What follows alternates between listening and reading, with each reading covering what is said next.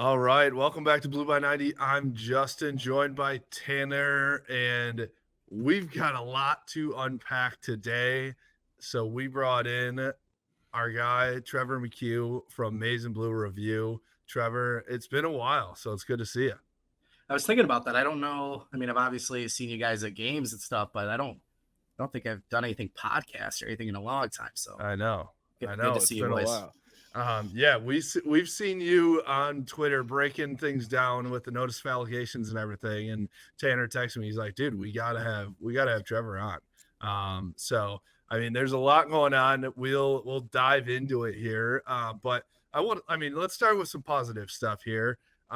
We've talked about it pretty much every single podcast, but football is almost back. The boys are at camp. How are you feeling going into the season as a reigning national champ here? Yeah, I mean, it's kind of, I feel like this was the quickest off season ever because we've been just kind of basking in this natty, right? 100%.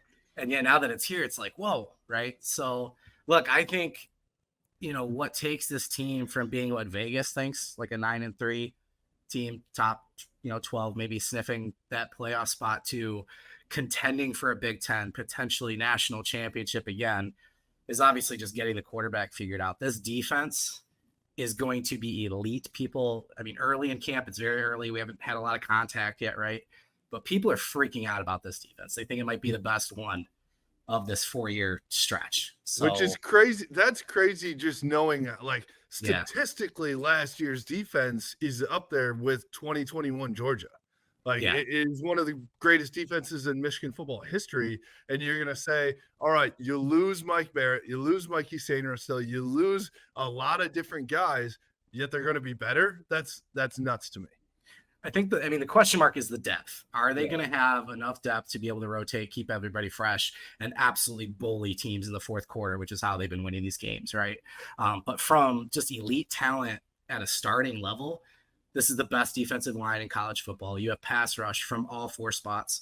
I mean, Mason Graham might be the best pass rusher on this team.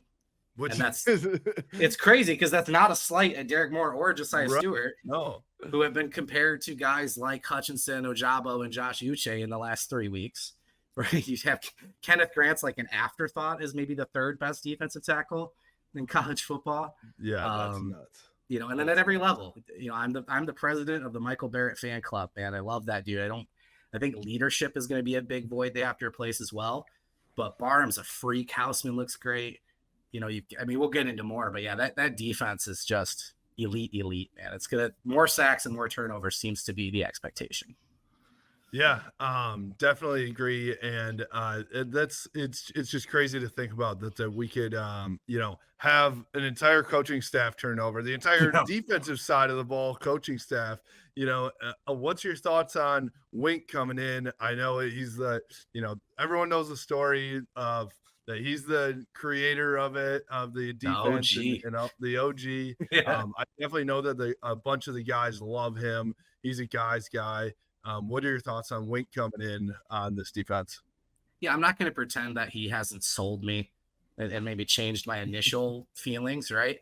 I was a big fan of some of the Ravens tree guys that we thought might be available. Zach Orr, who's now the defensive coordinator at Baltimore, was obviously high up the list. And then what ended up happening is all these dudes got NFL jobs, right? Between McDonald, Minter. It's crazy. There's a guy with the Titans as well. It's almost like, we'll get into this, but it's almost like they think they're really good coordinators and they didn't just have the play calls every single time.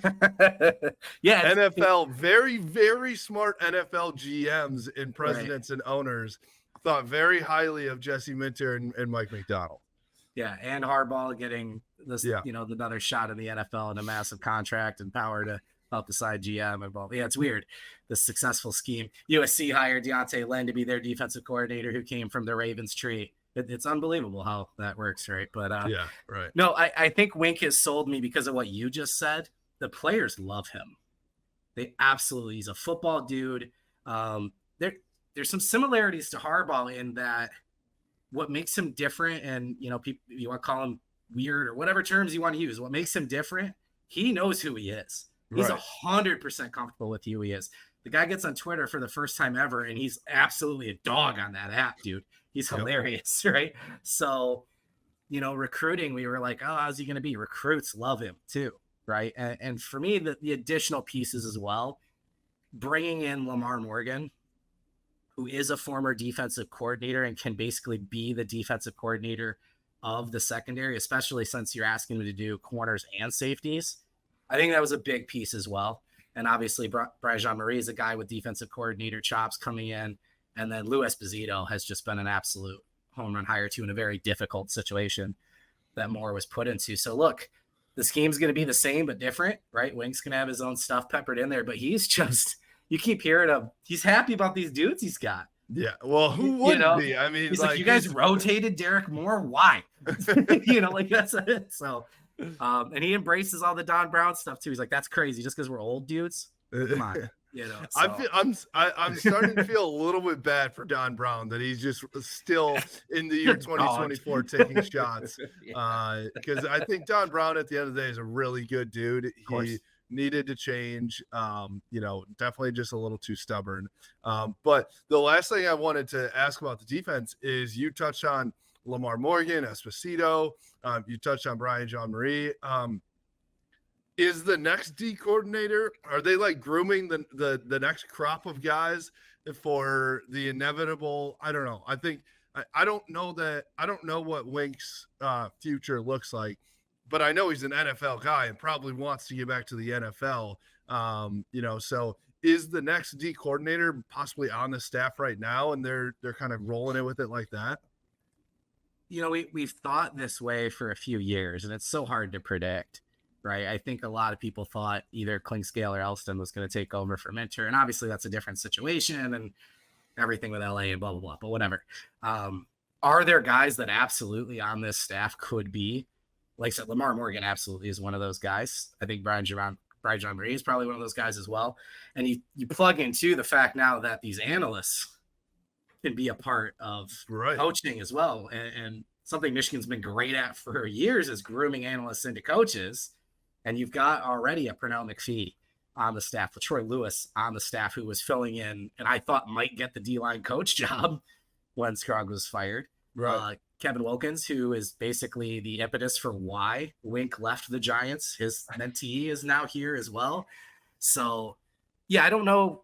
I don't see Wink being here a long time just because I don't see any coordinator being in any program for a long time, right? Would I be shocked if that current DC is on the staff? No, but you know what? Who knows, right? I don't know that we ever would have predicted McDonald or Minter either. So very true. Very true. Yeah, but there are guys with chops here that could absolutely be the next one up for sure. Yeah, definitely agree. All right, well, let's get into it. So the NCAA, our favorite entity. It's kind of funny. Michigan State and Ohio State fans really pro NCAA now. It's weird. After a couple years ago with all of the MSU stuff that went into, I don't know, they tried to lump in the basketball program and the football program and into the whole gymnastics thing with the Nassar. All of my friends at that time were like, screw the NCAA, screw ESPN, all these. Now they're like, wait. Whatever the NCAA says and ESPN says is the Bible. They still attack Pauline to this day. Yes. So it's crazy. And Ohio State fans are, they are gathering their pitchforks for sure. And so it's been a fun 48 hours here on X.com now, formerly Twitter. So, all right. Let's start with the leaking of the NOA to ESPN after 7-8 months here of an off season where something could have come out and they wait till they're in camp. Let's just start there. Yeah. And let's be clear too. This is not a full NOA. It's a draft of an NOA. It is also a draft that Michigan had not seen before. It's also a draft we can confirm is an older version and different than whatever summary or thing that Michigan is now working with, right? So there's stuff in that could not only be outdated, but not even included in the NOA potentially when that actually comes Michigan's way, right? to your point, the timing, right when everybody's starting to pay attention to college football again. And right before the Stallions documentary, which we'll come out with, which we'll talk about a little bit later too. I mean, it's just like, tell me, like, from your angle, what is the NCAA's angle with all this stuff? I think my biggest question is, okay, they got Harbaugh out. That felt like the biggest thing. That was the NCAA's biggest win over the past 5 years, even though it was literally an upgrade. You really got Jim Harbaugh. He now makes $16 million a year and is an NFL head coach. And lives in Southern California. Lives in Southern California and has a 15-0 tattoo and, won the national championship. NCAA really got him. But, that felt like their MO. That was like the one thing that they were going after for the past, because Jim Harbaugh has been so pro revenue sharing. He's been pro a lot of things that the NCAA doesn't stand for. Why are they doubling, tripling, quadrupling down and still seem to be going after Michigan? So for one, let me start with this. ESPN, I don't blame for reporting this. It's a story. Somebody gave it to them. It's their job. Of course they reported this, right? Yeah. Maybe some of the framing, knowing full well how people consume information. They've had to change the headline on their front page twice now because of how they were trying to implicate more in it. So that part, maybe whatever, but I get why they reported it. We don't know for sure who the leak came from, right? Fair assumptions. It's been an issue throughout this process. I got a lot of pushback on Twitter when I said, and here's Michigan again dealing with this, while Kentucky, Tennessee, and these other programs are able to go through the entire process of investigation, NOA, pushback, COI, and negotiate a resolution without anybody knowing about it. Now, I understand the story itself was out there. Right. Because you had other programs talking about it. But the fact that this is again coming out, to me, says first, if they had what they needed to bury Michigan, there wouldn't be leaks. Right. Right. This feels like the punishment for Michigan is this narrative control, is this interference. That's an interesting way to put it. Right. In a lot of ways, Michigan, and look, you've seen even Pete Thamel, who was behind this report, I don't want to say backtrack, but even he on Monday in his national appearances has made it clear, like, look, there's not going to be vacated wins. There's probably no chance of posting. Like, this is going to be largely what we've been reporting. It's going to be a massive fine for Michigan, right? And maybe more gets suspended. The text thing is new. We can get into that. But, like, it's just not going to be this hammer that's been proposed out there. So since that expectation has been set, and the NCAA, to your point, is desperate to prove it's still powerful. Yeah. The three things Harbaugh was most vocal for and really ruffled feathers with the NCAA. First, NIL, advocating for NIL for players. Free transfer, players having the ability to transfer and not have the 1-year restriction. And then you said revenue share, sharing all this massive revenue. All three of those things, the NCAA has been handed to in court. And they've lost. They were on the wrong side of it, right? So he's been on the right side of all of these things that he's been advocating for with his players, and the NCAA is just becoming less and less relevant, right? I mean, it is. So this is, to me, it just feels like their way of punishing Michigan. And I'm not trying to get tinfoil here or anything, but the documentary coming out at the end of the month, which let's be clear, by documentary, this is going to be, Connor Stalions doesn't agree to it if it's not a propaganda puff piece for him. Right. Well, that's been Netflix's MO the entire time. 100%. If anybody watched the Florida documentary or the Johnny Manziel or the Manti Te'o or any of these, the Malice at the Palace was maybe the worst offender. We got it from the Indiana Pacers point of view. Because they were the producers of it. Right. So Netflix's MO is probably to give a bag. And, hey, come on and we'll tell your story and make you the good guy. But, Trevor, I wanted to ask you, with regards to that documentary, one of the things that Connor Stalions is kind of quoted as saying in the trailer that launched here today on August 5th on Monday was, if I'm a bad guy, everyone in college football is a bad guy. Right. Do you think that there's any chance, and maybe this is a little bit of what the kids call as copium, from a Michigan guy. Do you think there's any chance that there's going to be some big time stones thrown at other programs? Or do you think this is really just going to be a fluff piece on how great Connor Stalions was at stealing signs until he got caught.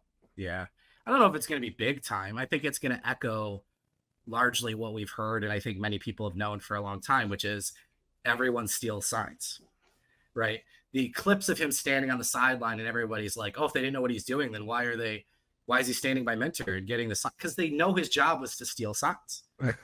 And the way signs are stolen, and the reason why this rule is stupid and outdated. Look, I think what he did was egregious and stupid because I don't think it brought any competitive advantage. That's the best part of the whole thing. We keep going. Sorry, we showed the document that Ohio State was using, 7 pages of stolen signs on Don Brown from 2018. And when I first published it, everybody's like, oh, there's pictures from inside the stadium. They were doing it too. No, that's from the All 22 film, which will go over to the giant scoreboard because they have to show the clock. Time and the score and the down to mark the play. And right. There's Don Brown on the screen making a play, right? And let's be honest, one of the biggest reasons Ryan Day was hired was because he was with Don Brown at Boston College. But anyway, so All 22 film and broadcast, TV broadcast. Every game is on TV now, right? You can pull everything you need from those things. That's where it's so funny to me. I mean, I just think about a lot of different things where it's like iPhone footage from row 40 with all of the things they have on Huddle and on Catapult on there are so many different ways that you can get information now in the year 2024, and it's like, all right, yeah, I refuse to believe that the iPhone footage was like the reason that Michigan won a ton of games. Do I think it maybe gave some of an advantage? Sure. But I don't think it's like, oh, that was the key. I honestly would argue I don't think it provided any advantage, which is why I hate it so much. I think it's so stupid. Yeah. That he even did it, right? But and again, to Tanner's question, like, he knows other sign stealers were sharing information because he was in that network of sign stealers sharing information, right? Purdue had Michigan signs in the Big Ten championship game because they were shared with them, right? Like that's where did they get those from, Trevor? I can't remember. Combination of Ohio State and Illinois. Oh, that's interesting. Yeah. Wait, wasn't Ryan Walters at Illinois? Yes. Okay, and then he was really upset. Okay, I just wanted to make sure you're I setting got me that. up. Gotcha. No, I just wanted to make sure I got that one straight. Yeah. Well, I have a question for you on that same subject, Trevor. This is my theory on how that documentary is going to go flow-wise. I feel like they're going to talk about the 2018 and the 2019 Michigan and Ohio State game. I'd love to know what your thoughts are and how deep they're going to dive into Ryan Day having Don Brown signs and, a defense that was, yes, they ran a lot of man, and you can really beat man with certain route combinations and different route trees and, different concepts. But a defense in 2018 that was one of the best in the country, and then 2019 wasn't necessarily as good, but still gave up more points than, they had all year. Now, granted, the 2019 Ohio State team was absolutely electric on offense, so that's probably a lot of it. But we'd love to get your thoughts on talking about Don Brown and Ryan Day and their relationship at Boston College. Yeah, I mean, I don't know if the documentary will get into that. I think it's going to get into some piece of the fact that that quote nailed it for me. That right there, that if I'm bad, then so is everyone. That's going to be his argument. Everybody was doing this. Right. And okay, not only this, but there are a million other ways that every single other program in the country is cheating. And it's like, okay, I'll let you go on. So I apologize for butting in, but I go to all right, Alabama and Georgia. How have they won a bunch of national titles? Because they have the best recruiting classes every single year, year in and year out. That is, I mean, obviously they have great coaching staffs too, but they didn't get those recruits by just, they have really good recruiting coordinators, right? They're obviously pre-NIL, they were paying players. It was no doubt about it, right? It's like the worst kept rumor, worst kept secret of all time, right? So for me, that's to pinpoint this, but then Saban is a god, and I'm not saying Nick Saban's not a great coach, but you can't be like Jim Harbaugh's the worst person on the planet. Is the most important thing in college football. And Nick Saban is a god. Like, you don't like Hellcats, Justin? What's up? Yeah, I do. Well, it's because of the word to get one. It's the word cheating. We've decided some rule breaking is cheating and some's not. Now, in defense of people that don't like Michigan and have latched onto this scandal, from the beginning, they have completely, the way the media has reported, has completely mislabeled it.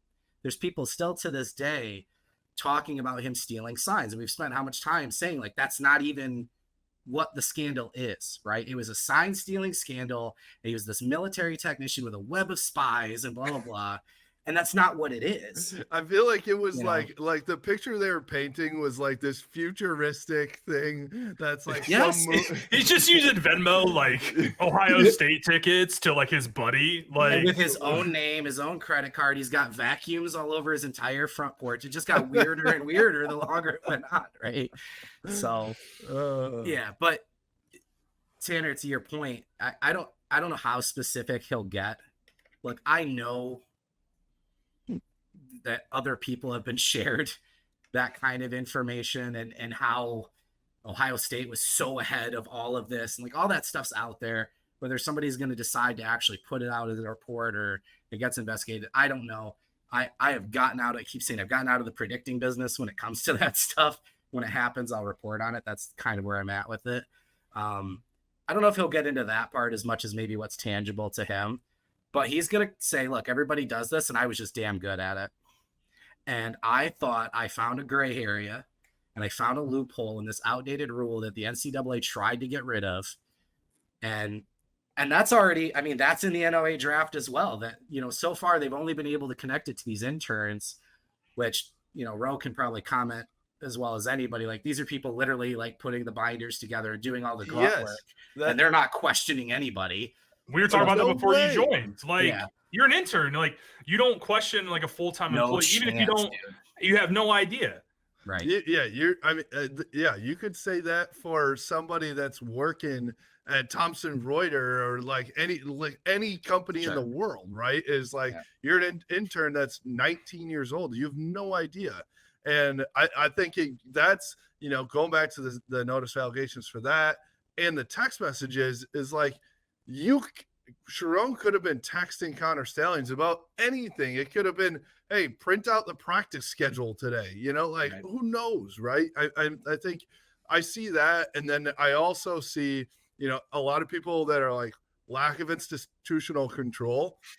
There are literally hundreds and hundreds and hundreds of people in that building every day because it is a huge operation. One person cannot control every single person that is in the building. That's can I real quick while we're on the subject of interns and Trevor, you mentioned gray area. It really is a gray area. Like, you have to combine multiple bylaws in the NCAA handbook to even get it to frame it the way that you want. Like, the stuff about recording on game day or in a stadium is about your own stadium. It is not about what he did. Now, you can say that it was not, an integrity-based operation, and you can say that he was trying to kind of bend the rules, but there's no real, bylaw for this because the bylaw was changed in the 1990s when there weren't smartphones. Right. And let's be clear, it wasn't a competitive balance rule. It was a financial rule because teams were complaining, we can't afford to send these crews with cameras to games. Right. And the reason it's an outdated rule, we just got done mentioning between broadcast and whatever, and the film for these games gets shared with the teams. So between the film that's shared with them, what they can find on TV and all 22 film, it's not hard to cut and piece three things. They already have all the information that Stalions was getting, right? Well, I laughed too, because again, all these clips of Stalions on the sideline talking to Minter and signs and the people are sharing it. I'm like, do you realize you are literally sharing the thing you're accusing Michigan of stealing? You found it like that. You have close-up video of Jesse Minter giving signals, and you got that on YouTube. Right. So that is like exactly what Ohio State would have used in this scenario. Well, and right? whatever you think about Dave Portnoy, his point of I could go to a game and upload it on YouTube, right? And the gray area too, 1161, that's the bylaw, also refers to employees. And that was probably the loophole he thought, like, these are buddies I'm sending tickets to and blah, blah. And Justin, to your point, a lot of those people were friends who have come forward or been interviewed and said, I didn't tape anything. He was hooking me up. I'm a military veteran. I've never been to a Michigan game before.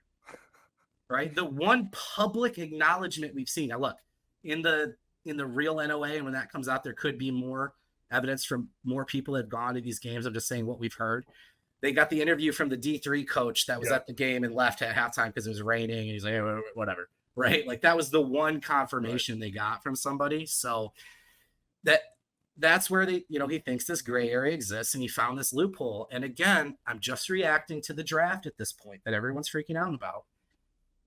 There is nothing referencing that bylaw beyond the section on Stalions. No coach, nothing on the University of Michigan. The level 1, apparently, allegation on Michigan only is for the non-compliance. You brought up the lack of institutional control. It's not in the draft. They're not applying it's a charge. it. It would be the charge would be. And I believe I saw somebody in your mentions who was sometimes in my mentions talking about lack of institutional control. It's an actual charge. If that was true, again, this is a dated NOA draft, so it could change, but that's not what that is. That's not what that means. It's not what that charge was designed to do. So it feels like at this point, a lot of people are grasping at straws to find a way to diminish what Michigan has accomplished the last 3 years. And the last point on the Stalions thing too, the harshest language on him was in reference to him going to the Central Michigan game and being on the sideline. Now, not only did he go to that game, right? We do have precedent of an assistant coach being on the opposite sideline. He was suspended for a half, whatever. The effort that he went to disguise himself, not use his real name to get on the sideline, that part, that's where the language is used in terms of the integrity of the game, right? And the part that I think a lot of people are finally starting to accept is that is a Central Michigan problem. I was just going to mention that. He was working for Central Michigan. He was there to help them steal signs for Michigan State. He wasn't there to scout Michigan State for Michigan. Look, I know he was wearing the goofy, stupid glasses, but again, I mean, Justin, I don't know about you, Tanner, Justin, I know you've been on a sideline. You can't see the opposing sideline through the play. It's not shit. It's not. If they would have sent him to a Michigan State game, they would have sent him where he was supposedly, buying these tickets or whatever. So, my question on the CMU issue, because that seems like they're going to get the harshest dealing from the NCAA in this whole saga, I would have to assume, because I think what they did was, just. Again, it may be a rogue employee because that quarterback coach who was, it's frankly dangerous. You have an unverified person on the sideline. That's not okay. Right. Yeah. At a Big Ten stadium, I can't imagine how hard it is. It's not like it was CMU Western or something, it's a Big Ten stadium. But that coach sounded like, he was on his way. He's a Michigan alum, I believe, right? And was on his way to being offensive coordinator, had a lot, bright future.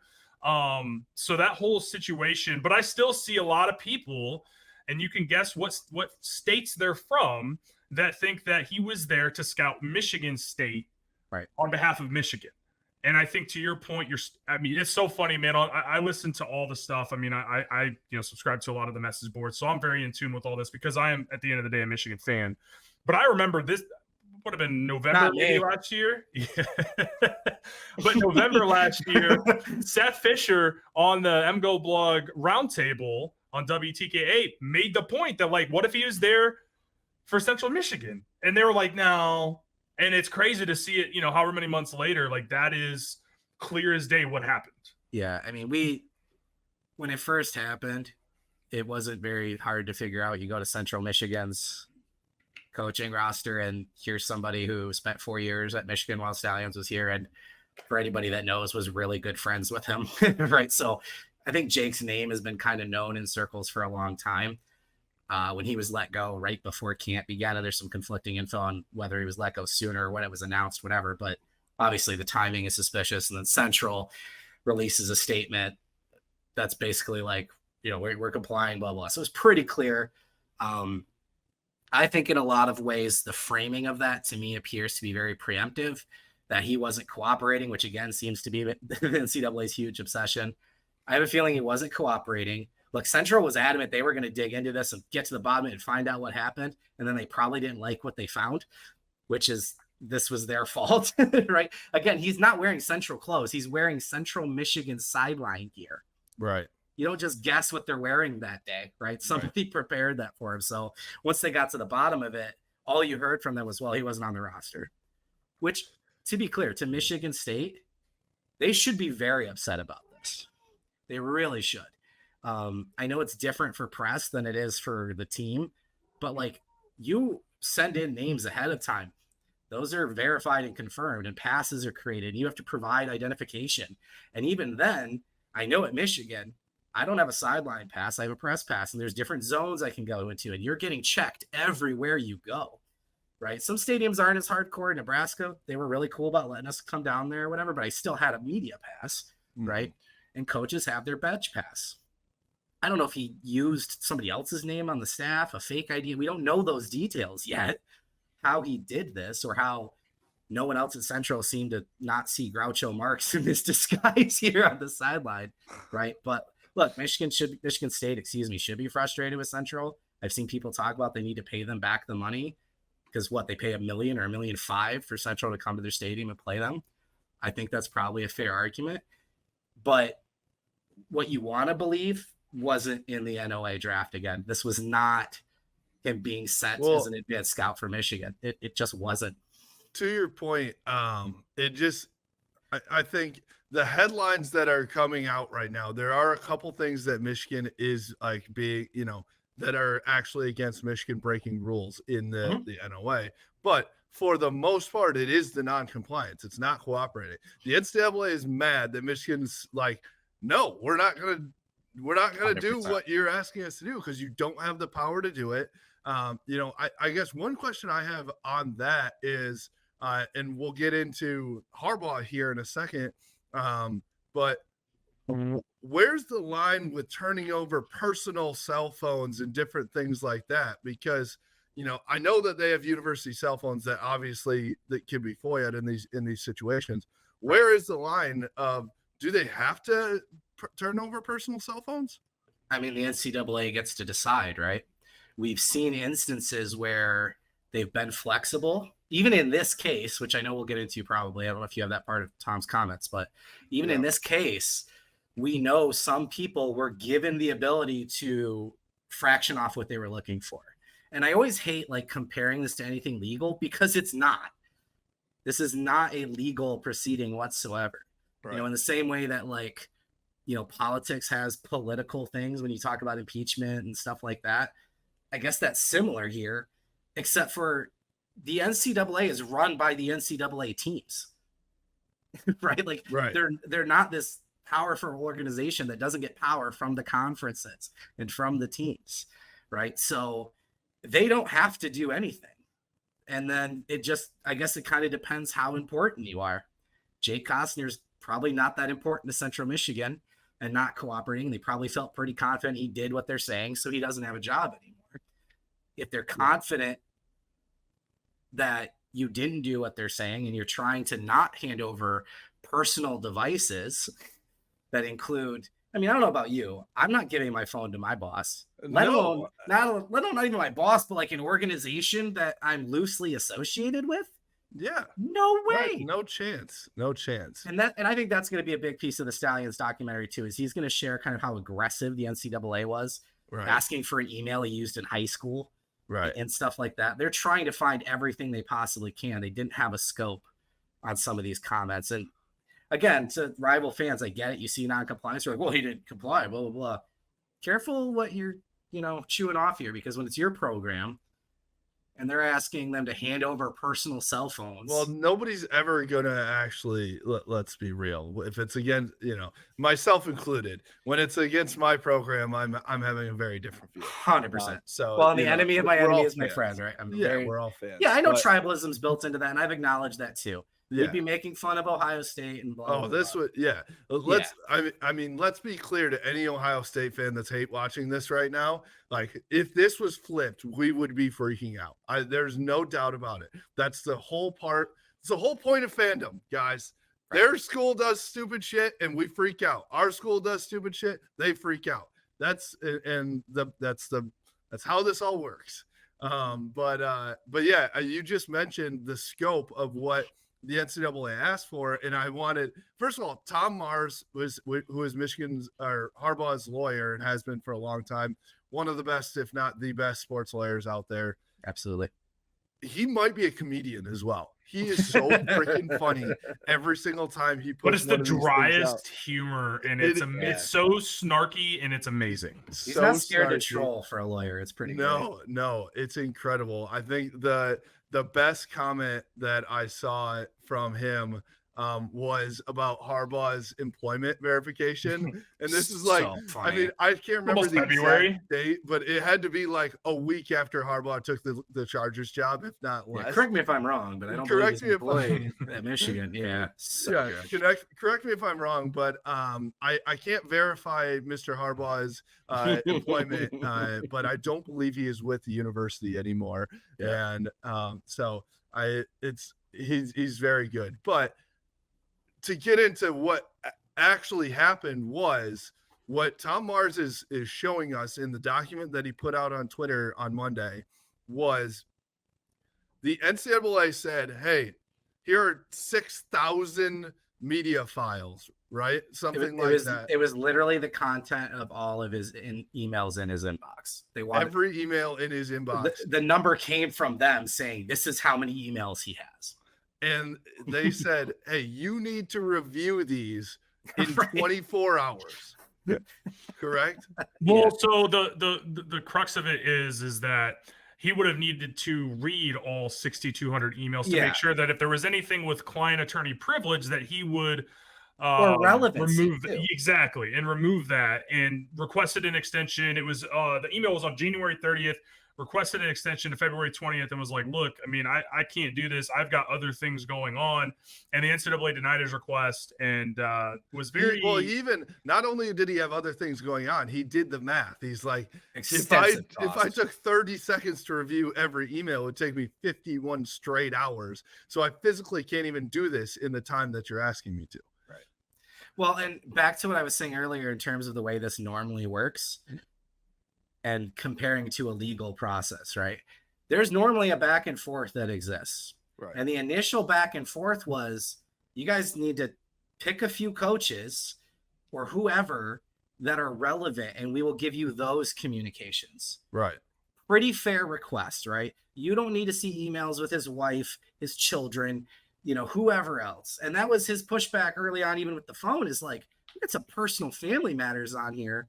I don't trust you. You're leaking everything already. Right. That's true too. That part is actually so legit. I don't trust you. You can't be trusted as an organization because everything goes out.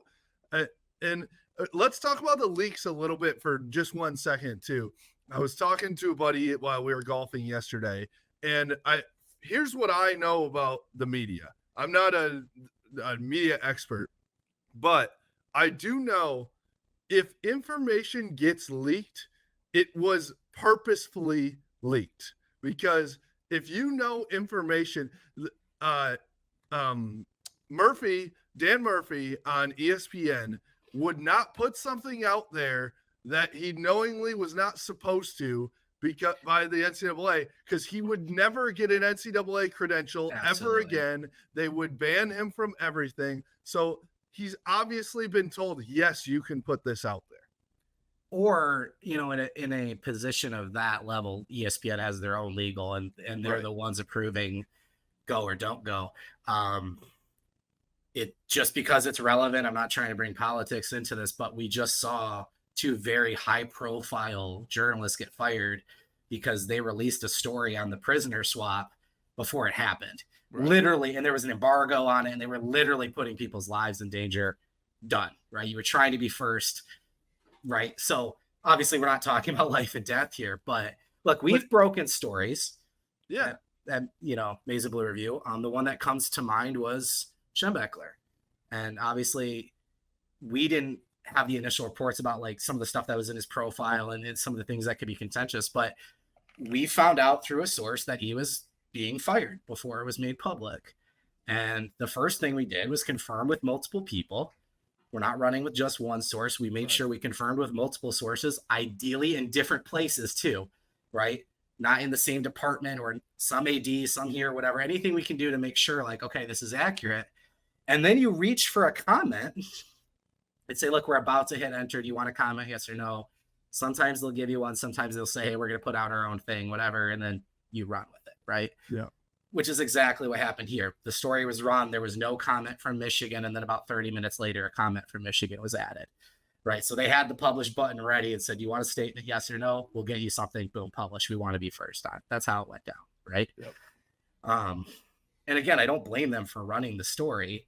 I am curious though, and we've talked about too the timing of the leaks and whatever. When the anonymous stuff, anonymous sources are instrumental to journalism and for holding people accountable. Anonymous sources absolutely should exist, but those people need to provide something factual to the story that otherwise wouldn't be there. They need to be credible, whatever. We saw a lot of these reports where it's like just anonymous Big Ten coaches complaining about Michigan. Comparing it to the Astro scandal. Exactly. Pete Thamel is running with it. I wonder at some point, all your information's coming from people that benefit from Michigan hurting.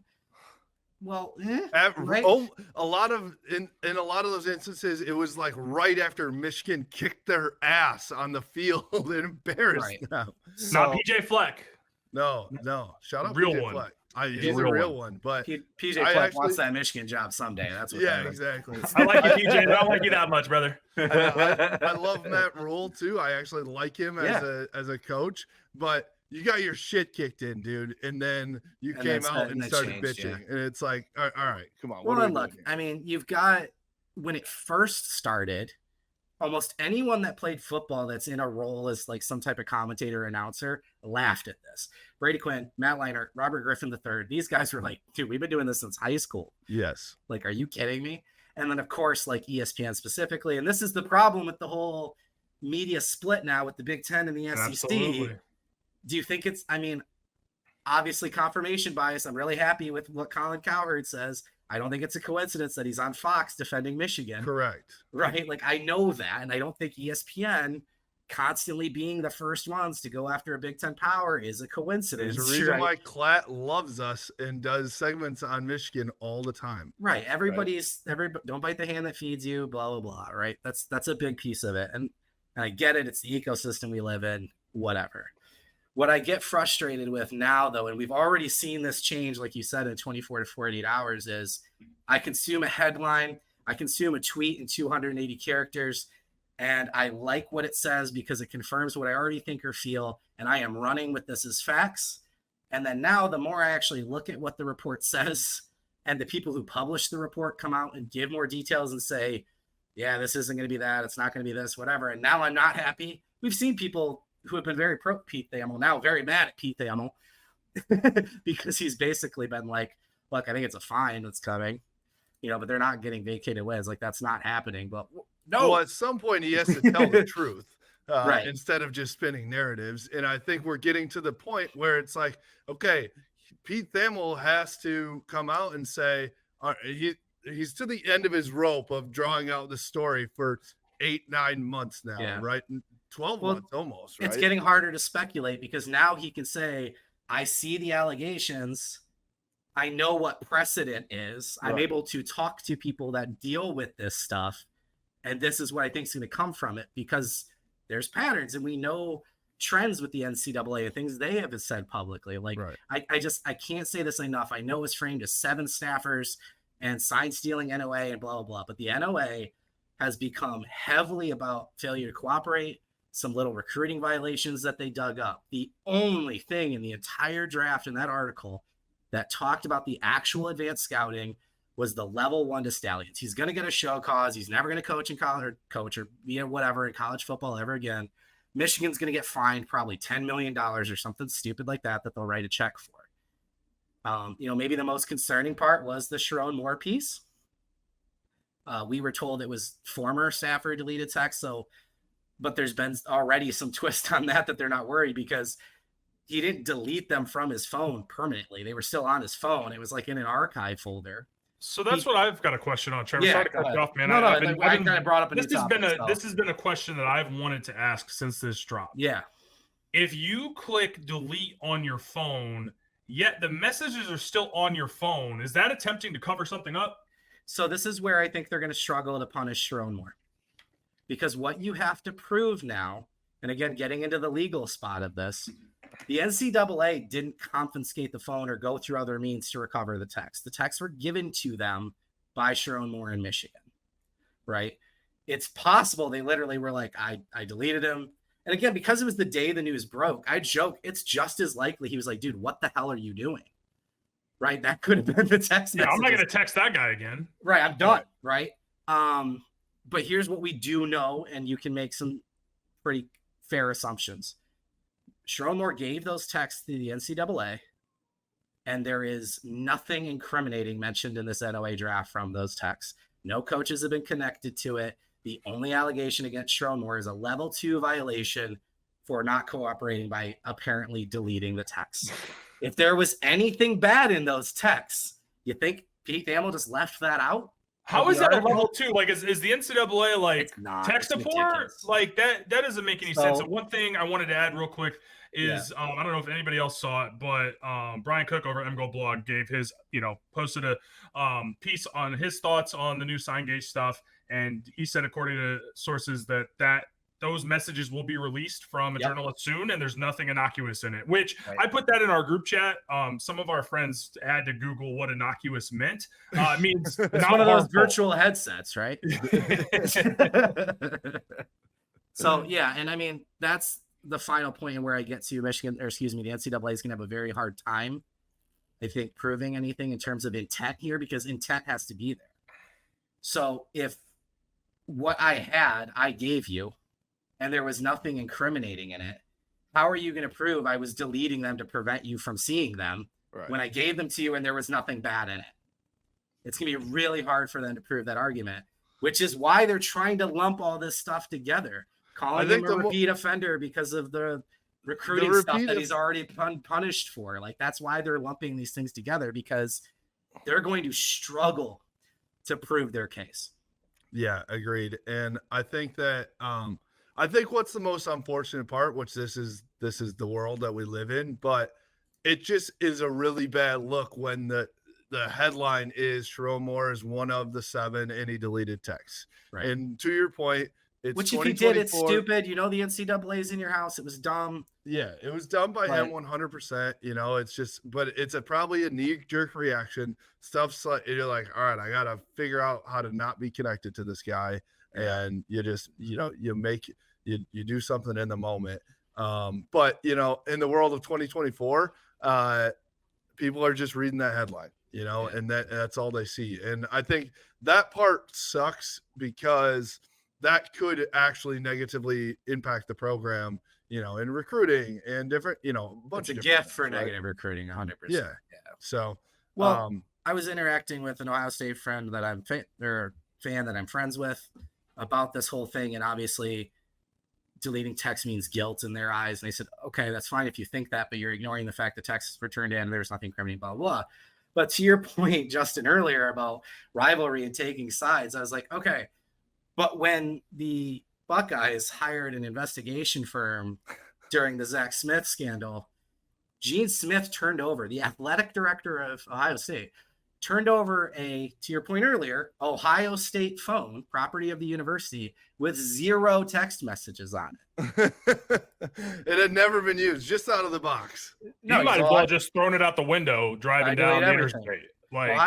Urban Meyer literally had text messages asking people how to delete text messages. Now, they weren't working with the NCAA. This was a investigation firm that they hired. But that firm in Ohio State made no effort to recover those text messages or to determine if there was a malicious intent beyond that, right?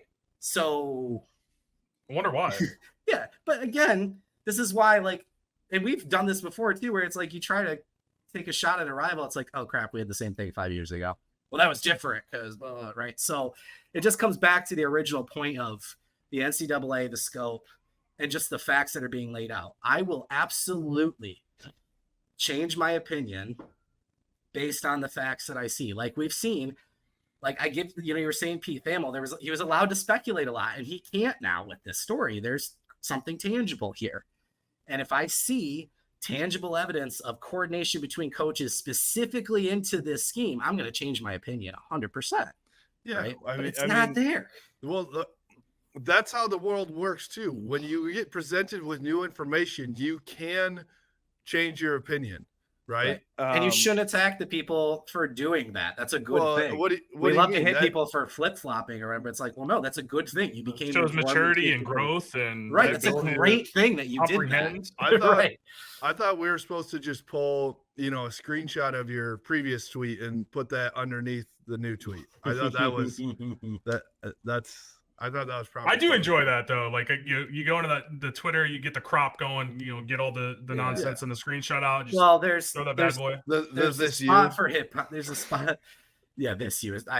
I've done a few this years. I'm not gonna lie. Of course. But there's a system of, in that case, where it's like, okay, I'm showing a complete hypocrisy or double standard or an opinion that's changed, right? Because I've definitely had that where somebody has been like, oh yeah, you said this, and I'm like, completely different, and also blah blah blah. Like I can lay out like, here's why here's where it varies or whatever.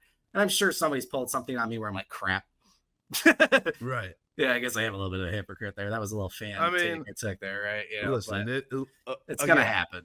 We're not when all you're tweeting every perfect. single day, right? Yeah, we're not all perfect. Nobody's batting 1,000 here. There's no doubt about that on any side.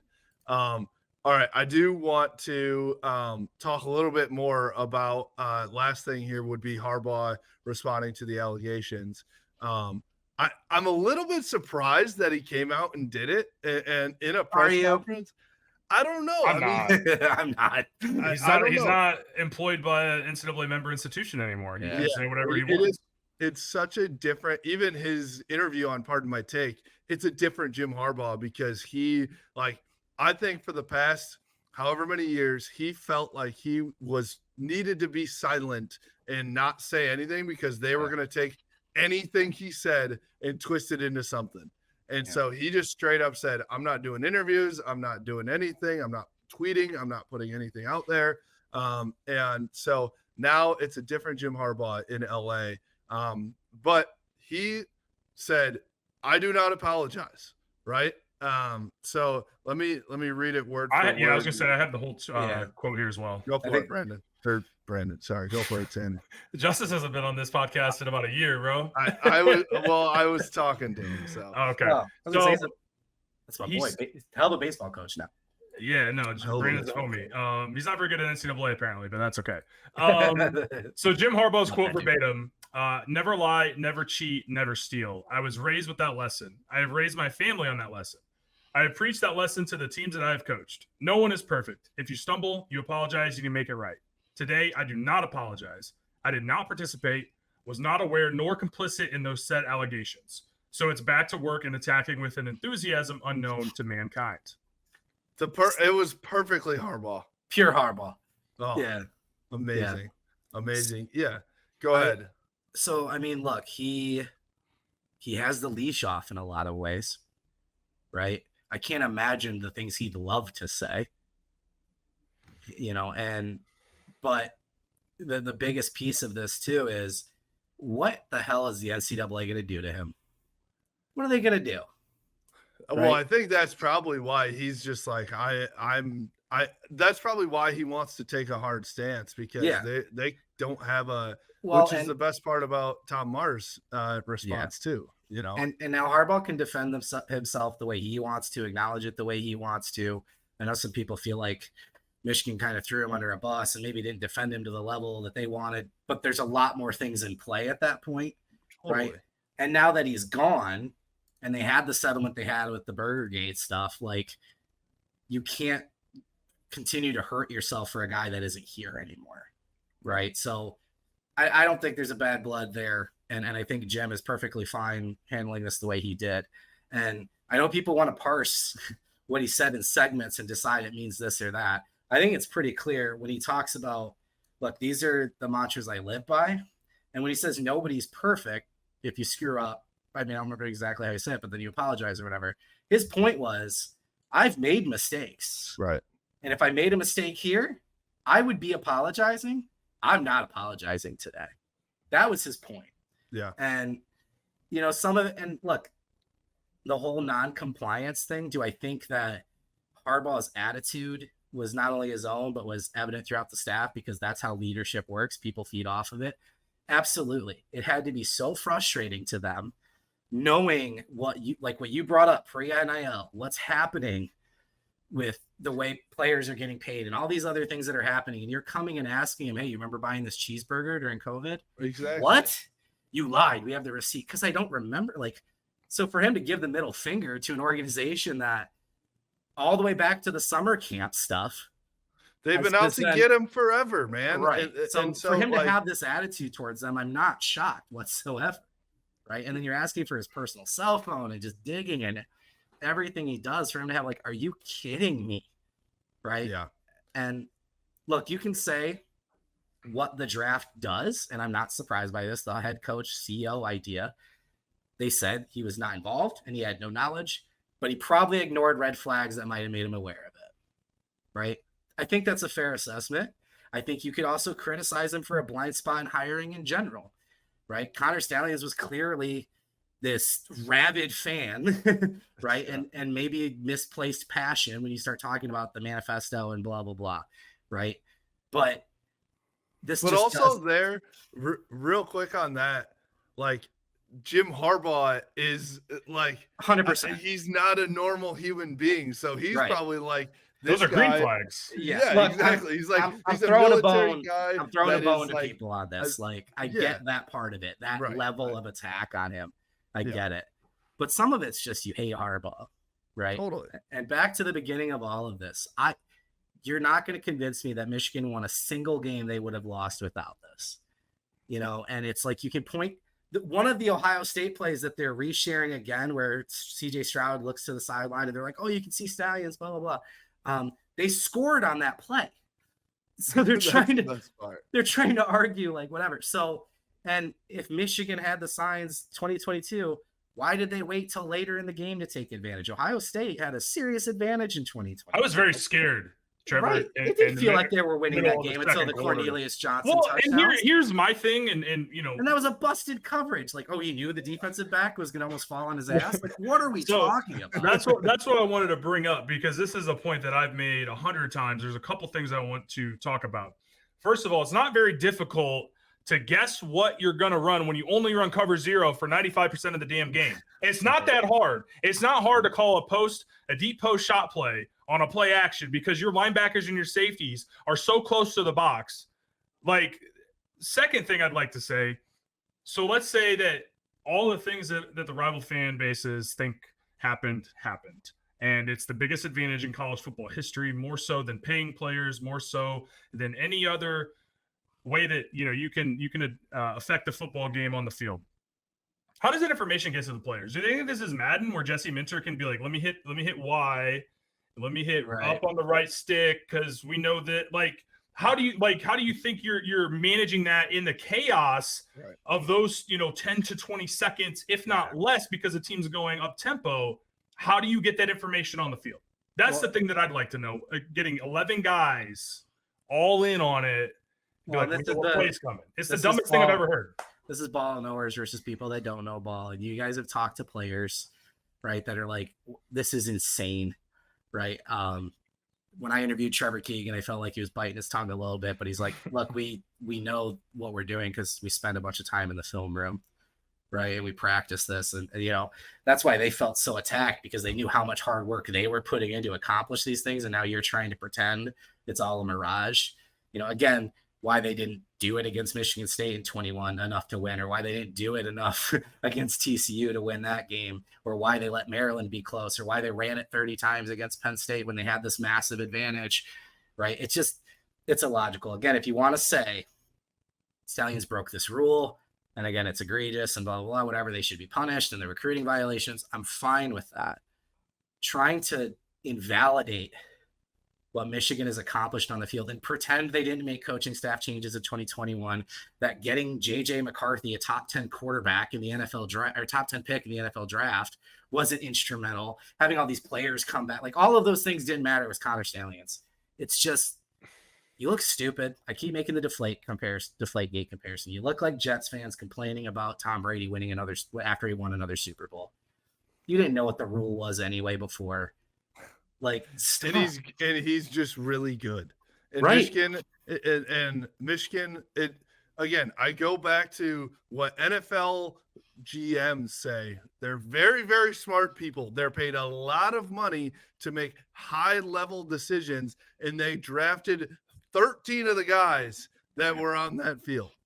If they thought that those guys were only successful because they had the signals, they would never have drafted. They would have steered very clear. And in fact, actually, most of those guys were drafted above what they were slotted in, like pre-draft, right? Most of those guys, people traded up or they drafted them early, different things like that. So yeah, it's not like Harbaugh people. This wasn't all Chargers and Ravens, right? No, a couple, of course. But you've got Ohio schools taking Jenkins and Zenter. Yes. Right. Washington, who has a brand new franchise ownership, everything from the beginning, taking Mike Sainer still. And you've got Nick Saban calling him one of the best football players he's ever seen. Right. The guy they beat. And again, like if you've lost Paul Feinbaum, dude, you're on the wrong side. You got Paul Feinbaum defending Michigan and you still think you're on the right side of an argument. You're not, dude. Well, I wanted to ask, did you guys by chance get a chance to catch the Ravens-Texans playoff game? Mike McDonald is the defensive coordinator going up against CJ Stroud. Had a lot of success in the NFL where they communicate through helmets. So I just was thinking of that. I don't know if you guys got a chance to see that game back in January, but, it's like the NFL knows something. Well, and look, they're going to have the Apple iPads on the sideline this year and be able to review plays. Like, college football has been so far behind because the NCAA is so reactive to everything. This rule should have been tossed. There should have been a more modernized version. There should have been helmet communication, which, spoiler, the reason coaches kept voting against helmet communication is because they like stealing signs. And they were lazy and didn't want to coach their quarterbacks to have three different plays to go to the line. Yeah, it's just so dumb. So again, I'm not pretending Michigan's innocent in all of it. It's this leap of like, it's why they won. That's just crazy to me. And I don't think you actually believe it. I really don't. No, it's I agree with your last sentence there of is Michigan 100% innocent? Definitely not. I don't think that we're trying to argue that, but the people that are on social media that are A, saying the hammer's coming down, B, saying this is worse than the Astros and it was in the reason that they won and they should vacate all the wins, which is not going to happen. It's all that is why I think Michigan fans get worked up at the end of the day. So in college football, maybe more so than any other sport, I guess college basketball too, it's just really dirty. Really dirty. You don't want to know how the sausage is made. It's not pure. It's not clean. It is cutthroat, and it's a lot different than professional sports in that regard. Well, yeah, the holding on to this amateurism model while the NCAA was capitalizing on revenue and greed as much as they could, and then meanwhile other programs like, look, you brought up coaches, and their jobs being on the line, right? These coaches are making multi-million-dollars a year. It's not a coincidence that when coaches get in a hot seat situation, you see them do questionable things. Like, people will sacrifice their morals and values when their certain life things are on the line, right? College football has a lot of dirty pieces to it because all we care about is wins now. A guy, look at Ryan Day, the pressure he's getting with an unbelievable win percentage. He hasn't lost a Big Ten game except to Michigan. Right. And I think that's why I argue, I think he hates the rivalry. I think he hates that it matters so much because he's like, are you kidding me? You're talking about me being on the hot seat because of this, right? Look at the pressure that's put on him because he's a great coach, but you can't lose to them. Right. So are you shocked that he potentially had some role in this information getting out? Right. Of course not. No. Because he's pissed No that shit. this matters so much, right? So we put people in these positions, man. All right. So we started this podcast talking about fall camp, talking about how good Michigan's defense is going to be going into the season. They're obviously going to have a target on their backs. There's no doubt about that. They're also going to be watched closer than anybody has ever been watched, right? So let me say this. There is 0% chance that they can get away with anything like sign stealing or anything this year. Can we all agree with that? I mean, I think that was the case after everything came out last year. I agree. That was the case for the last 3 to 5 games, right? Yeah. What happens if Michigan goes out and even though Vegas has them at 9-3, even though a lot of people are questioning the offense, I think including some of us, just because there are a bunch of new faces on new starters, what happens if Michigan goes out and wins everything again? I'm not saying they're going to go 12-0. What if they go 10-2 back to the playoff, beat Ohio State again? I'm more so asking the Ohio State fans and asking everybody that's going against Michigan in all this. I think that happened already last year, and then we saw kind of what happened, right? Where like they all wanted Ryan Day fired until the stuff came out. Right. Even following 2022, right. There was so much pressure on him in 23. And then the stuff starts to come out. And then they pretend that, oh, you actually won those games. Right. That this wasn't your fault. And CJ Stroud got robbed. And we saw them blaming injuries on Michigan and just ludicrous stuff like that. I know a lot of people really hate the way those things came down at the end of the year in terms of the suspension of Harbaugh and the public pressure and all of that. But in a weird way, it was kind of a gift to Michigan because they won. Right. Had they lost that Ohio State game last year, they were playing for their entire 3-year legacy in that game. Exactly.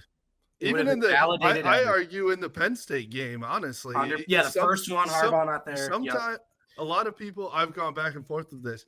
I almost feel that the Penn State game was more on the line, had the legacy on the line than the Ohio State game because it was just so in the moment. It was so in the moment. I think nationally or in the moment, like you're saying, for sure. But in terms of the interaction with our biggest rival, I think the Ohio State game was bigger, obviously. Yeah. And when it first happened, I think there was some acceptance. And look, Twitter's not the best representation of the real world. I think we all know that, right? But there were even people on Twitter, and there still are some Ohio State fans that are like, dude, they beat us again. Like, you can't say anything. They had all these eyeballs on them. Harbaugh wasn't there. Zinter got hurt. Will Johnson got hurt. Like, we're still making excuses. It just looks dumb at this point. Right. Some people accepted that, right? To your point, going into this year, I've been arguing. I think Michigan's playing with house money this year because you have people saying, oh, yeah, you guys are going to suck this year. You've lost all these people, and you have this coach turnover. And it's funny how, like, they try to play both sides of it. But also, if you're bad this year, it means it was because of Stalions. Well, which is it? Right. Did we lose all our good players and we lost our coaches that were the reason players were getting developed? Or is it because of Stalions? I need you to choose now which it is, right? If they beat Ohio State this year, it'll be the worst loss for Ryan Day because this is their natty. This is their natty or bust year. Sure. The Michigan template, all these players coming back, transfer portal additions. It's at home. You've got players at Big Ten Media Days saying Michigan has less talent than us, right? Like, that stuff's trickling down. They're buying into the same excuses you've been making. You have to win this game this year. I think that's a foregone conclusion that Ryan Day, it's the most must-win, can't lose game of his career. Maybe the most must-win, can't lose game of like the rivalry, dating 100%. Back, I don't know how long, right? I think the bigger question for me is just not how Ohio State fans will think about Ryan Day, because I think they're done. Yeah. How do they think? What do they think about Michigan? Can they? I know a lot of them can't process that Michigan might be actually good, but maybe their pea brains can think a little bit to the fact that oh shit, maybe they're really fucking good. Yeah. I don't know. I don't know if it'll be enough to win them over because look, before Stalions, it was the snow, right? And then it was only 5 or 6 big plays, right? And even what is Ryan Day? Look, I just talked about this a little bit ago about how the head coach and that trickles down to the entire staff in terms of attitude, mood, right? It works with the fan base too. Ryan Day's been making excuses. Oh, we were only a play away. We've only had one bad half. not owning it, even saying in that interview, we should have beat Michigan last year. We talked about that. They never led. They had on ESPN, I think 55%. Yeah, in the first quarter. First quarter. It was the first quarter. It was Michigan's 4th down punt, and then Ohio State got the ball and threw the interception to Will Johnson. It was the only time they had the win probability in their favor. It was 55%. The one thing I want to mention is, everybody talks about how do you say you should have won the game? Say, sorry, Tanner, before you go into that, you can at least, which I do think he's probably in some interviews acknowledged, but it never is Michigan was that the bigger narrative was never Michigan was the better team, or Michigan at least is a very, very good football team.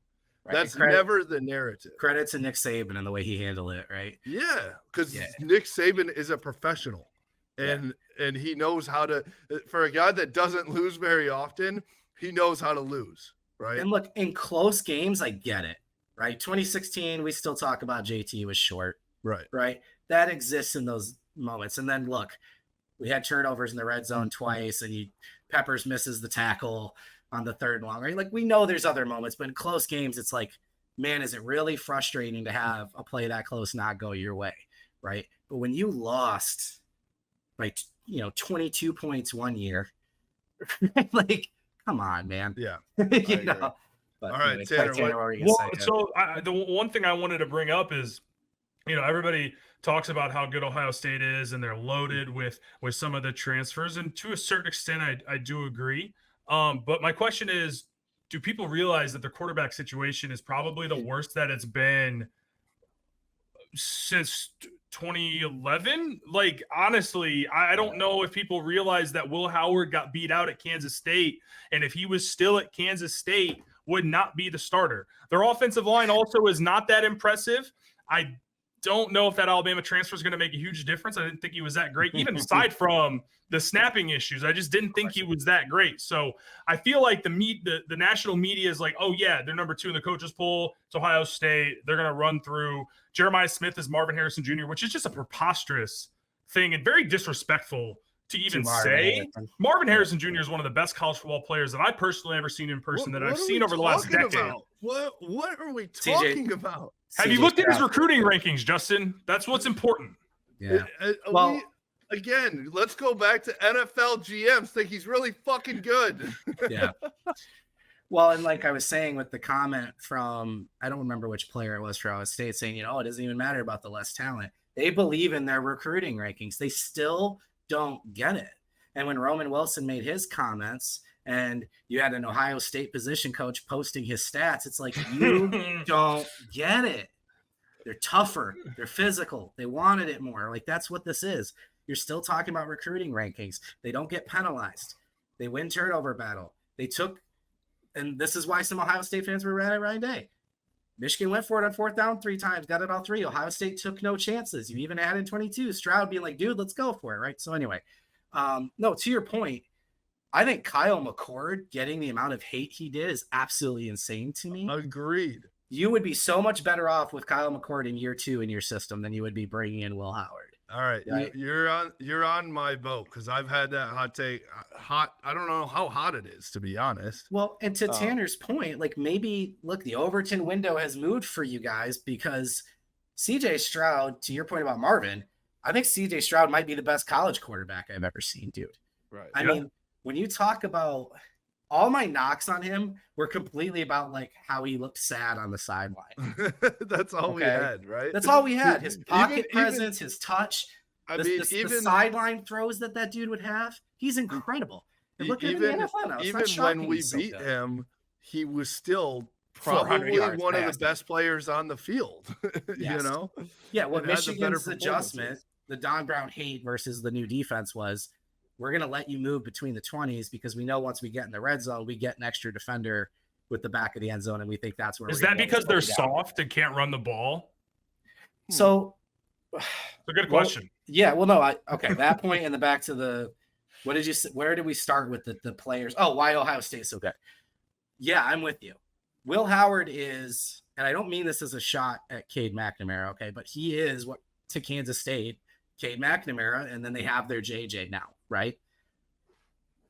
for Iowa, getting somebody like Cade is a great addition. For Ohio State, who's had CJ Stroud, Justin Fields, Dwayne Haskins, JT Barrett, Braxton Miller before he moved over, like this incredible run of quarterbacks. And props to them for adding Sayan and not losing Noland, and like Devin Brown is still there. I don't know how they kept that room together. One of those Props guys to is them. gone. Yeah, One's gone after this year. Yeah, once the season goes on, but props to them. But if Will Howard struggles and you've got that loaded of a QB room, somebody is going to be called for by fans. They're going to want to make a change to somebody, right? And look, I'm not saying Will Howard's a terrible quarterback, but to get to your point, is he enough from a national championship standpoint when they have questions on the O-line?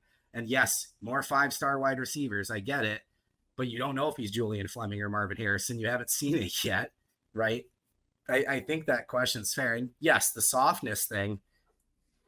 Look, these guys are strong. They work hard. They're football players. They would whoop my ass by looking at me. Okay, I'm not calling them soft, but when you have to dig deep in those last moments, right, and find that last little bit of energy, Marvin Harrison pulled up on both of those interceptions. I don't care what anybody says; it's clear as day on the film, right? And when you get hit, when you're Travion Henderson, and you're taking those pushbacks, and to Ohio State's credit, when they had that 12-play drive to make it 17-17, that was a big boy drive. That was a Michigan drive. That's how Michigan has beat them the last couple of years. I'm like, they're going to win this football game. He's sticking with the run. And then they come back, and Zinter gets hurt, and the mood in the stadium changes, and they surround him and support him. And on the very next play, Trevor Keegan nails his block. Everybody nails their block. A.J. Barner gets to the second level, nails a block. Blake Corum scores. That place goes nuts.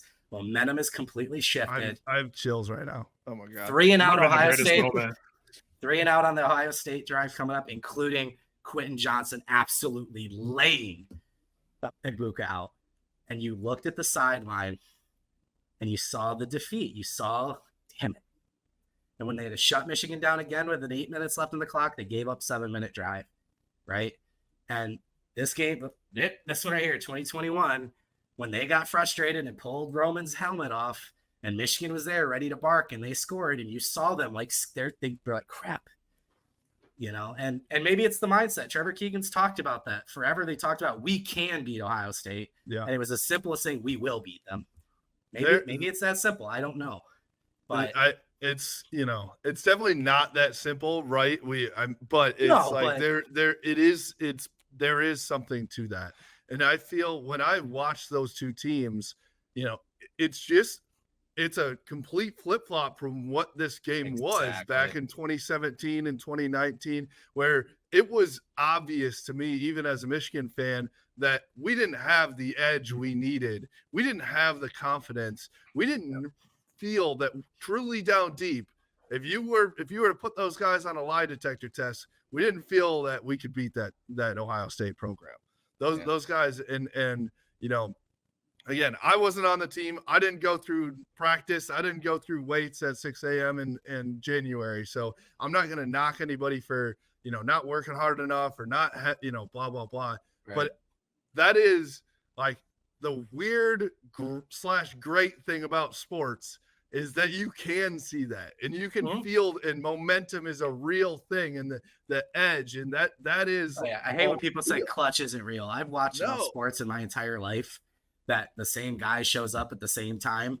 Clutch is real, man. Exactly. Well, sorry. I just wanted to say when I to your point, like when I say soft, I don't mean Donovan Jackson is a soft individual. He's going to play in the NFL for 12 plus years and make 100+ million dollars. And Josh Simmons is going to play in the NFL, and all these guys. I'm not saying that they're soft. I think it comes from, to your point about this whole broader conversation, is that it's from top down. Yes, that it's soft. It's a game planning thing. It's a mindset. It's a mentality that on 4th and 1 against Notre Dame, you're running a jet sweep. Yeah, that's the program right now for Ohio State. It's a 7-on-7 program. I also think it's a lack of sincerity. Okay, so to Justin's point, this rivalry completely flipped on its head. The reason Ohio State had such a home run with Urban Meyer was you had not only this elite football coach. You had a guy that was literally born into this rivalry and understood it, right? And him and Harbaugh being in the same hospital, like days apart or whatever, like it's a cool story, right? I'm not saying you have to be a Michigan man or an Ohio State, whatever, to be a part of this rivalry. You can learn it, right? Sherrone Moore absolutely gets this rivalry in the 6 years he's been here, right? But for Ryan Day, when he says team up north, it doesn't feel, I think he says it because he thinks he has to. Right. It's just not real to him. It felt like even though Brady Hoke was born into, like, he's a part. You need to be both. You also need to be a really great coach and not get over your head, right? Exactly. But still, sometimes it felt like the Ohio stuff was forced, and we were doing that even though I think probably felt it down deep, I feel like he was trying to like manifest something, right? We had lost our identity with Rich Rod, and we wanted somebody to come in and tell us what we wanted to hear, which was, we're still Michigan. Yeah. Like, and that's what it was. He was hired to do that. That is Dave exactly, Brandon's ego couldn't hire Harbaugh in the first place, but yeah, that is exactly what Ryan Day feels like right now. Mhm. And I think you said it, like, that's where I'm like, I love Sherrone Moore as my guy, because I feel he gets it down deep. He 100%. knows exactly what it takes to win this game. And I'm not just saying that just because he just went 1-0, and he actually showed more nuts in that game than Ryan Day has in his entire career. But I listen to him. I watch him. I watch him interact with his players.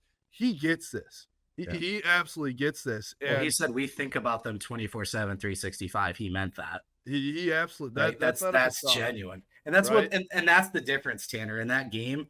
I think what you're trying to describe, it's not the soft thing, but like Justin said too, the moving the weights in January. In that game, they're thinking about everything they've been doing for 365 days to get ready for this game. It's in the fourth quarter. Are we really going to let this slip away? We've been working all year for this, and you got to dig deep to pull that out. And when you're in practice at Ohio State and having them dress up in Michigan jerseys, if that's not actually pulling out real hate, it's a gimmick, right? Just like when Rich Rod took the wings off the helmet and some of the stuff that he did, it has to be real. That's the difference between a successful head coach. You know, look at the Lions, the difference between Patricia and Dan Campbell. It's sincerity. It's buy-in from the players. It's real. It's real toughness that's built up over time. I mean, you saw it probably for the first time in that Penn State interview with Blake Corum. That is with Sherrone Moore and Blake Corum, where Sherrone's crying and he says, "I fucking love you, man." Yeah. And he says it, and he's bringing Blake. These guys, they were playing like their actual lives were on the line. It's got a military element to it, yeah. And that Urban Meyer. It is, and that's 100%. Where Urban Meyer was like, dude, if you don't like, if you wouldn't die for this, you need to get out of this room right now. 100%. You don't deserve it to be in this building. And that's where I'll say the Swamp Kings documentary gave a great insight. The one thing it did really well was give an insight to how much of a lunatic Urban Meyer is, which is why he works in college and not in NFL. Right. And the things that they were doing, those mat drills, he brought that all to Ohio State, and that does have a military element to it.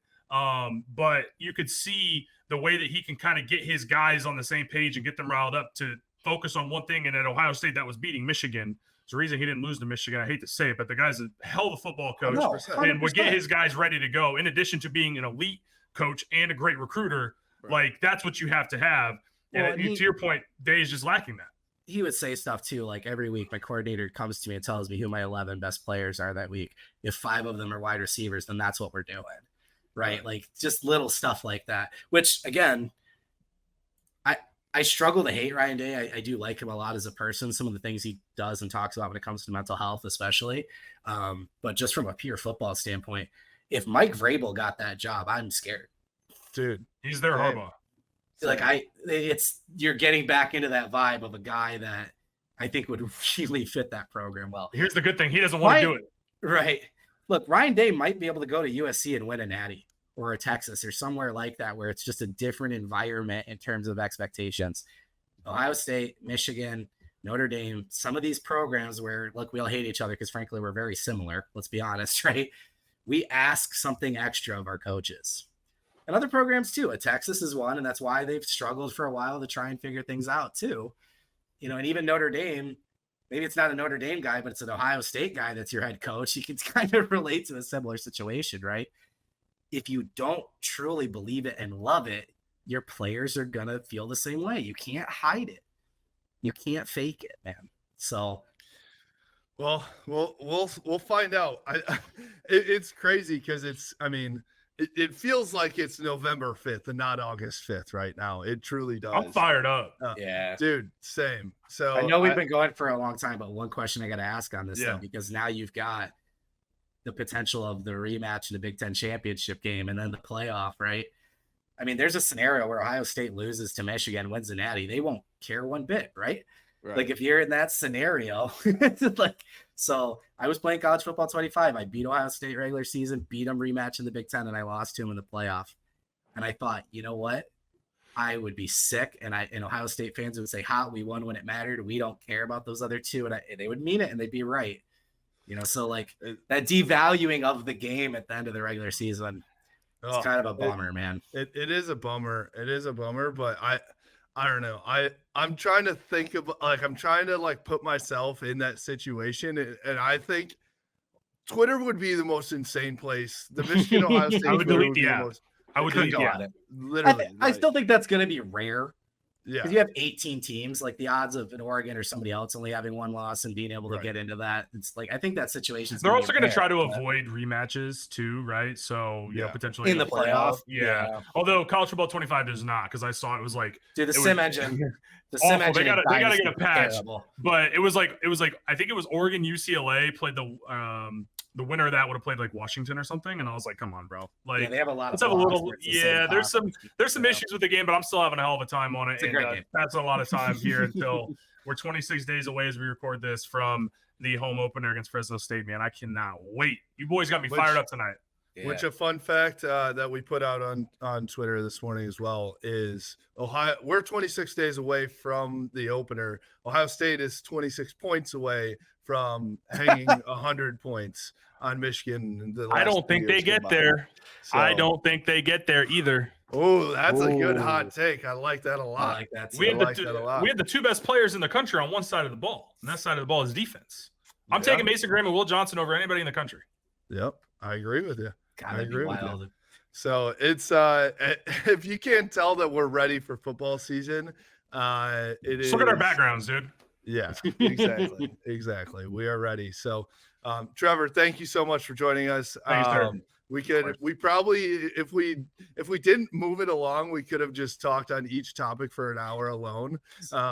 So I'm glad that we could figure that out for the listeners. Yeah.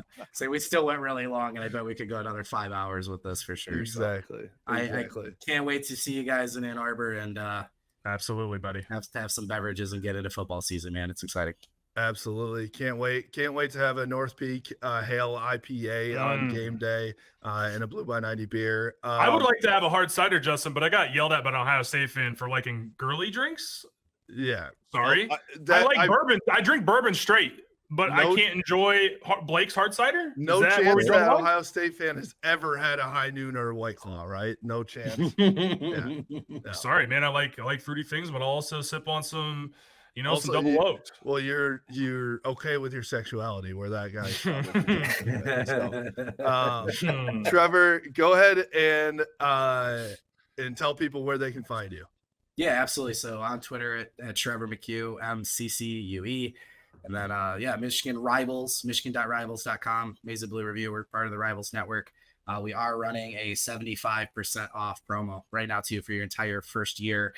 Promo details are on the website as well as my Twitter account. Now is obviously a really, really, really good time to sign up with some of this NOA intel and then fall camp. And we had a basketball roster today. We're getting into it, man.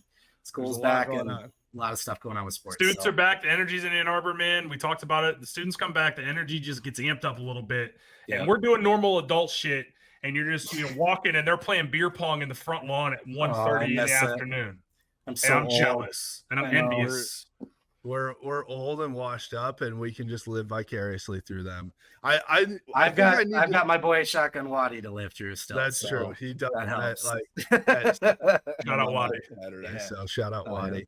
I feel like I'm gonna jump out and like get a celeb shot in. I need to like do that every so often to just let you know. I got a red light. Let's just ball me. Let me get in there real quick. Yeah, dude. I suck now, so I know did that's that the recently thing. where I was like, oh, beer pong, let's go. And I'm like, oh god. Oh, you should see me play flip cup at the tailgates. I get just terrorized by our friend Kaylee. She just roasts me because I'm so ass at it. Yeah. It is shocking how bad you are. Like it's I don't know, a hard man. game. But it's not a hard game. But when it comes to the beer bong, undefeated, never lost. Shout out to LeVar Ball. You can't touch me on that. Where it matters, you know. Hey, there you go. All right, you and I should do a 1v1 flip cup, and it'll take an hour. Yeah. We'll miss the kickoff. Everybody just leaves, and we're like, damn it. Oh gosh. All right. So go subscribe to Trevor at Maize and Blue Review. They have great stuff over there. And for us, you can follow us at Blue by 90 on Twitter, Instagram, Facebook, at Blue by 90 podcast on YouTube and blueby90.com. We appreciate you. Go Blue. Go Blue.